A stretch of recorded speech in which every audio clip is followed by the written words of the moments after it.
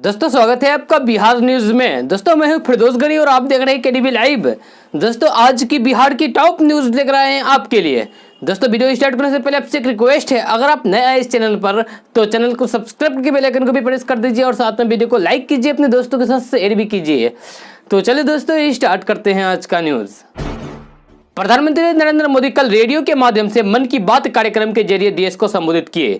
इस दौरान उन्होंने विभिन्न मुद्दों पर अपनी बात देश के साथ साझा की। साथ ही उन्होंने बिहार और असम में आई बाढ़ के साथ साथ कोरोना महामारी की चुनौतियों का भी जिक्र किया। साथ ही पीएम मोदी ने 10वीं और 12वीं की परीक्षा में सफल छात्र छात्राओं से बात करके उन्हें शुभकामनाएं दी। पीएम मोदी ने अपने मन की बात के दौरान बिहार के मिथिला पेंटिंग के साथ साथ असम में बांस से सामान बनाकर आत्मनिर्भर बन रहे लोगों की कहानी भी देश के साथ साझा की है। जी हां, साथ में पीएम मोदी ने कहा है कि अभी कुछ दिन बाद रक्षाबंधन का पावन पर्व आ रहा है। मैं इन दिनों देख रहा हूं कि कई लोग और संस्थाएं इस बार रक्षाबंधन को अलग तरीके से मनाने का अभियान चला रहे हैं। कई लोग इसे वोकल फॉर लोकल से भी जोड़ रहे हैं और बात भी सही है। जब हम कुछ नया करने का सोचते हैं तो ऐसे काम भी संभव हो जाता है जिसकी आमतौर पर कोई कल्पना भी नहीं कर सकता। देश भर में इस साल रिकॉर्ड तौर बारिश हो रही है।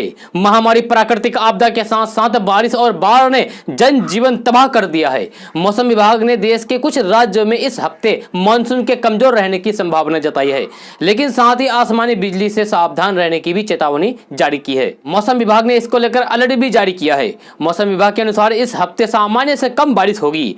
अगले हफ्ते 31 जुलाई से 6 अगस्त के बीच मानसून के सामान्य होने का अनुमान है। देश के कई राज्यों में बाढ़ का सिलसिला जारी है, तो पहाड़ों पर भारी बारिश के बाद भूस्खलन से लोगों को परेशानी का सामना करना पड़ रहा है। बिहार में बहुत से लोग जमीन खरीदते समय फर्जी रजिस्ट्री का शिकार हो रहे हैं, जिसके कारण लोगों को काफी दिक्कत का सामना करना पड़ रहा है तथा उन्हें आर्थिक नुकसान भी उठाना पड़ रहा है। इस फर्जी रजिस्ट्री से बचने के लिए सरकार ने कई तरह के नियम बनाए हैं। अगर आप उस नियम का पालन करते हैं तो आप फर्जी रजिस्ट्री से बच सकते हैं। जमीन की फर्जी रजिस्ट्री से बचने के लिए बिहार सरकार की 5 बातों को आपको फॉलो करना होगा। जी हाँ, जिसमें से बिना स्थल जांच के जमीन की रजिस्ट्री न कराएं। बिहार सरकार ने बिना स्थल जांच के रजिस्ट्री पर रोक लगा दी गई है। नंबर दूसरा कि बिहार में बहुत से लोग फर्जी दस्तावेज बनाकर जमीन को बेचते हैं, इसलिए आप जमीन खरीदने से पहले जमीन की पूरी पड़ताल जरूर कर लें। नंबर 3, फर्जी रजिस्ट्री से बचना चाहते हैं तो आप जमीन मालिक या जमीन बेचने वाले ब्रोकर से जमीन का खसरा नंबर जरूर मांगे। नंबर 4, जमीन का खसरा नंबर से आप उस जमीन से जुड़ी पूरी जानकारी ऑनलाइन के द्वारा प्राप्त कर सकते हैं। आपको इस बात का भी पता लग जाएगा कि वो जमीन किसकी है और आप किससे रजिस्ट्री करा रहे हैं। जी हाँ, नंबर 5, बिहार सरकार के मुताबिक आप जमीन के असली मालिक से ही जमीन की रजिस्ट्री कराएं। साथ ही साथ आप रजिस्ट्री को ऑनलाइन जरूर चेक करें। इससे आपको पता चल जाएगा कि आपकी रजिस्ट्री फर्जी है या फिर सही। बिहार में कोरोना बेकाबू हुआ तो पुराने रंग में लौटे नीतीश कुमार, बड़े अफसरों को दी नाप देने की धमकी, प्रधान सचिव को भी नहीं बख्शे। जी हां, कैबिनेट की बैठक में स्वास्थ्य मंत्री मंगल पांडे ने मुख्यमंत्री से शिकायत कर डाली कि उनके विभाग के प्रधान सचिव बात नहीं सुनते हैं। मंत्री मंगल पांडे ने कहा है कि प्रधान सचिव मेरी बात नहीं सुनते हैं, स्वास्थ्य विभाग में सिर्फ अपनी मनमानी करते हैं। इसके बाद क्या था, सीएम नीतीश कुमार हत्थे से उखड़ गए।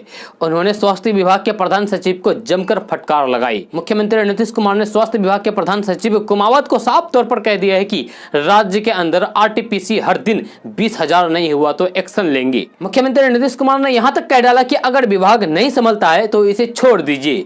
कैबिनेट की बैठक के दौरान मुख्यमंत्री नीतीश कुमार बिहार के बदहाल स्वास्थ्य व्यवस्था को लेकर नाराज थे। मुख्यमंत्री नीतीश कुमार ने पूछा कि जब दिल्ली में हर दिन 38,000 कोरोना जांच हो सकती है तो बिहार में क्यों नहीं हो सकती है। जी हाँ, किसी भी हाल में बिहार के अंदर जांच का दायरा बढ़ाया जाए। मुख्यमंत्री नीतीश कुमार इस बात पर नाराज थे कि स्वास्थ्य विभाग की विफलता के कारण उनके 14 साल के कामकाज पर सवाल उठ रहे हैं। 2015 में बिहार के 3 शहर मुजफ्फरपुर, भागलपुर और बिहार शरीफ को स्मार्ट सिटी बनाने के लिए चुना गया। 2017 में पटना भी इस लिस्ट में शामिल हो गया। कुल मिलाकर 3 से ज्यादा साल बीत गए हैं, लेकिन क्या वाकई ये शहर स्मार्ट बनने की राह पर हैं? तस्वीर देखकर तो ऐसा बिल्कुल भी नहीं लगता। जी हां, पटना, मुजफ्फरपुर, भागलपुर, बिहार शरीफ के ये 4 तस्वीरें आपके सामने हैं।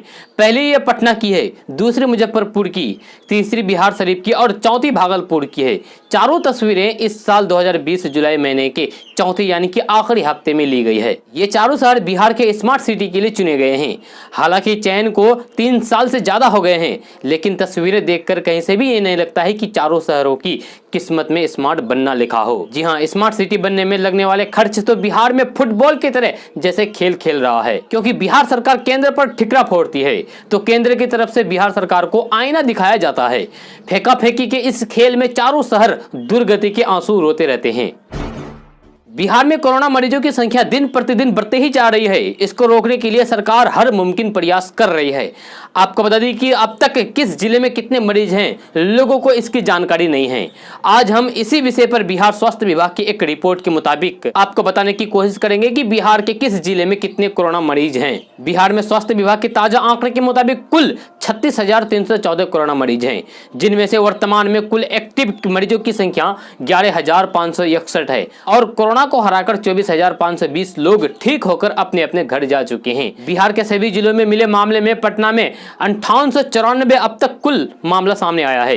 भागलपुर में 2172, मुजफ्फरपुर में 1568, गया में 1470, नालंदा में 1425, रोहतास में 1425, बेगूसराय में 1334, सीवान में 1219, सारण में 1041, नवादा में 1037, पश्चिमी चंपारण में 1008, भोजपुर में 987, समस्तीपुर में 948, पूर्वी चंपारण में 892, मुंगेर में 879, वैशाली में 861, खगड़िया में 847, कटिहार में 823, पूर्णिया में 817, मधुबनी में 775, जहानाबाद में 706, गोपालगंज में 704, बक्सर में 643, दरभंगा में 616, लखीसराय में 613, सुपौल में 586, औरंगाबाद में 555, जमुई में 553, मधेपुरा में 500, सहरसा में 463, बांका में 431, शेखपुरा में 426, किशनगंज में 424, अरवल में 384, सीतामढ़ी में 380, अररिया में 369, कैमूर में 320, शिवहर में 219 मरीज अब तक मिल चुके हैं।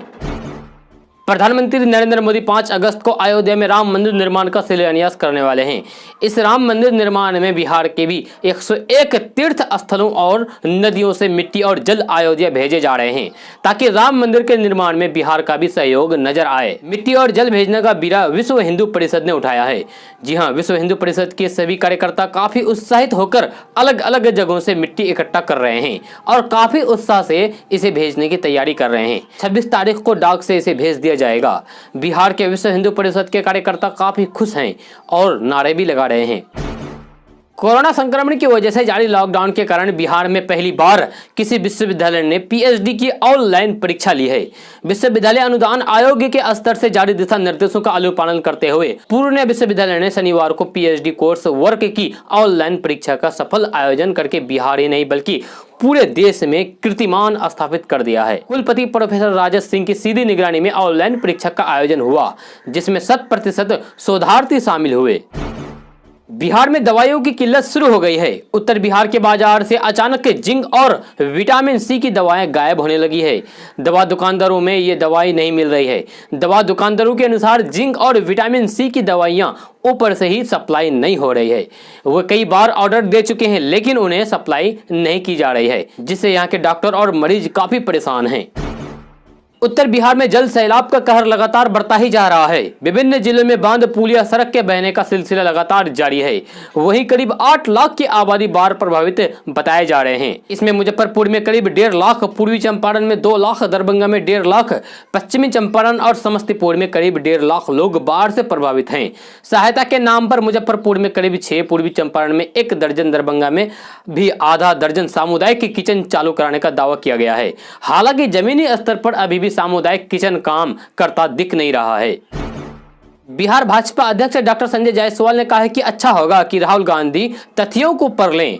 आरोप लगाया है कि वे देश के सबसे कंफ्यूज नेता हैं, झूठ और दुष्प्रचार को ही राजनीति मान बैठते हैं। कांग्रेस के युवराज बार बार अपनी भद पीटने के बाद भी कंफ्यूजन से बाहर नहीं निकलने को तैयार हैं। जी हाँ, जारी बयान में उन्होंने कहा है कि इनका कंफ्यूजन ही है कि अपनी राजनीति चमकाने के लिए ये कोरोना काल में लोगों के लिए देवदूत बने। भारतीय रेलवे पर भी हमला करने से बाज नहीं आ रहे हैं। रेलवे पर कोरोना काल में 428 करोड़ रुपए के आरोप लगाए गए हैं, जबकि हकीकत यह है कि रेलवे लोगों की सेवा में 2142 करोड़ रुपए खर्च कर चुकी है। सेवा कार्यों के चलते रेलवे ने अपनी तरफ से 1714 करोड़ रुपए खर्च किया है।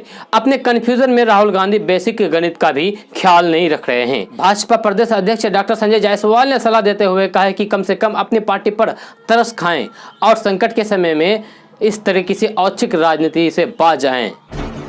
भारत में कोरोना का प्रकोप लगातार बढ़ता ही जा रहा है और देश में अब तक 13,85,000 लोग इस महामारी की चपेट में आ चुके हैं। इस बीच देश में कोरोना की स्वदेशी वैक्सीन यानी कि कोवैक्सीन का ह्यूमन ट्रायल जारी है और पहला फेज पूरा हो गया है।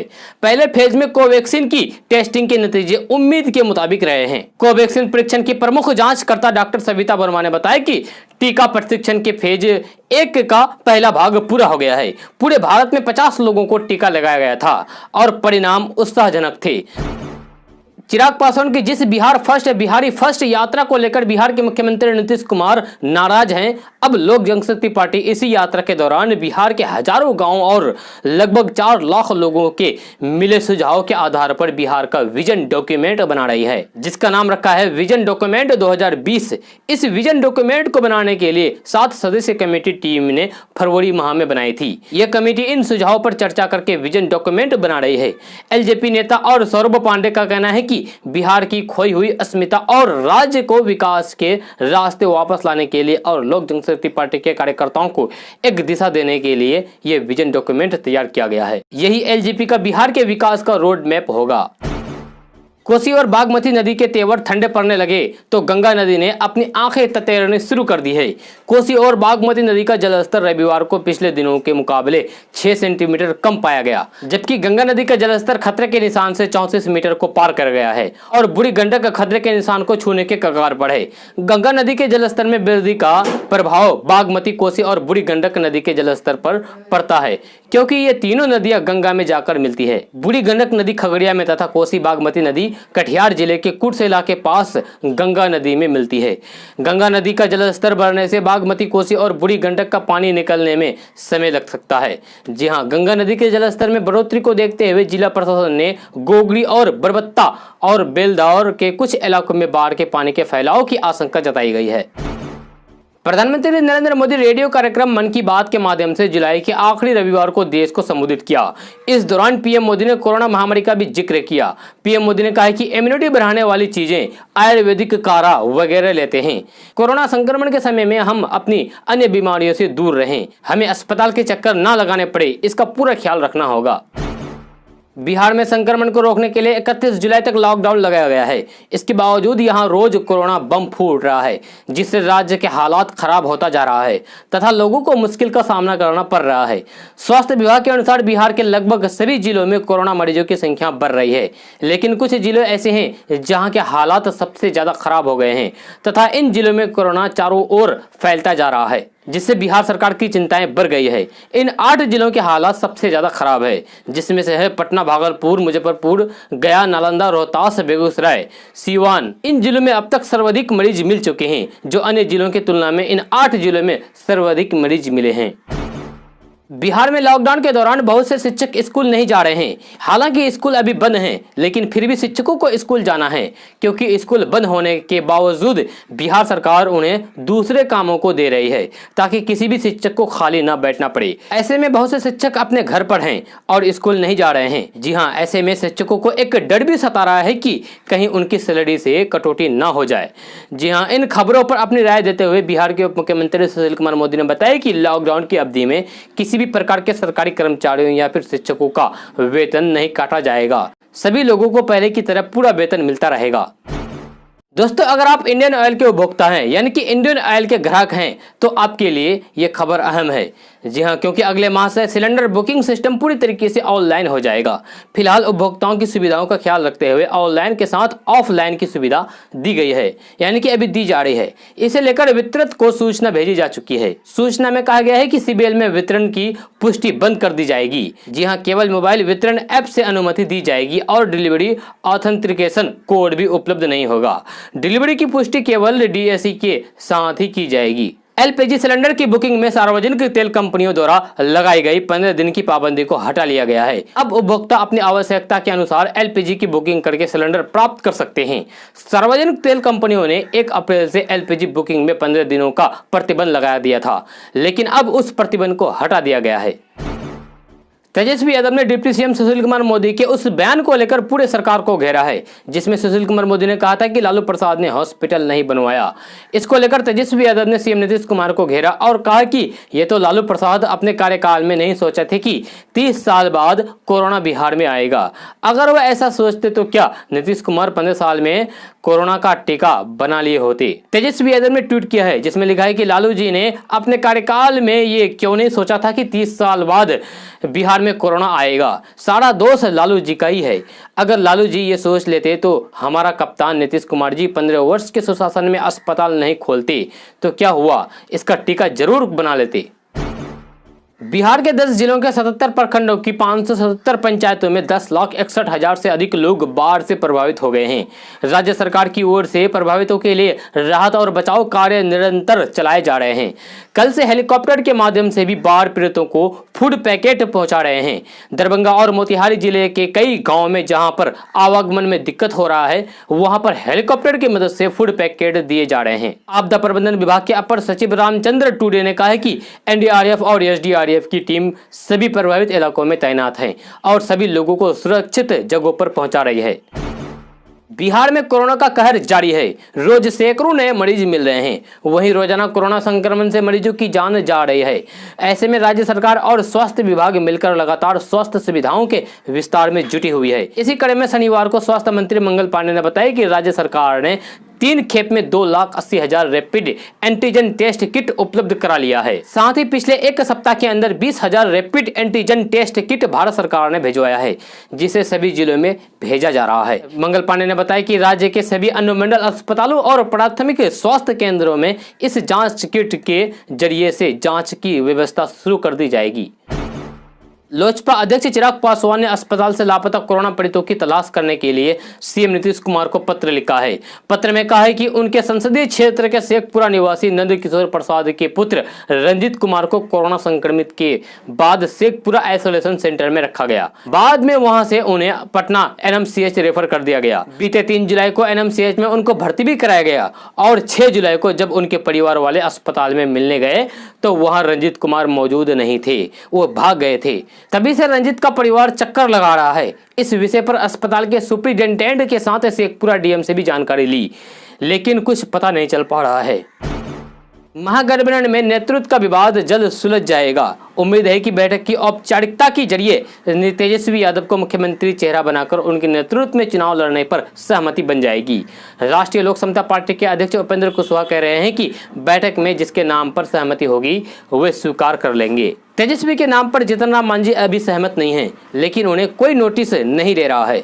विकासशील इंसान पार्टी यानी कि वीआईपी के अध्यक्ष मुकेश सहनी अब तेजस्वी यादव को महागठबंधन का नेता बता रहे हैं तो कांग्रेस का भी यही कहना है कि नेता राष्ट्रीय जनता दल यानी कि आरजेडी का ही होना चाहिए। दोस्तों आज का न्यूज़ बस यहाँ तक। कैसा लगा जरूर अपना सुझाव दीजिएगा नीचे कमेंट बॉक्स में कमेंट करके।